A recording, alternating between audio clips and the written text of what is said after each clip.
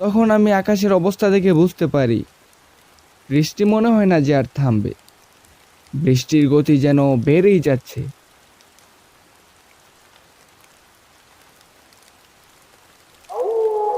ঠিক তখনই শুনতে পেলাম একটি মেয়ের কান্নার আওয়াজ।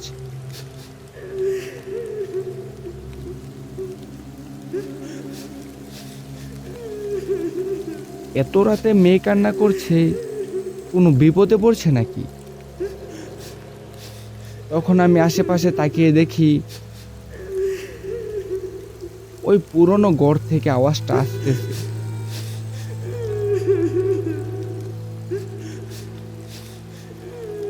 তখন মনে হলো হয়তো কেউ বিপদে পড়ছে। তাই আমি সাহায্য করার জন্য ঘরের কাছে গেলাম।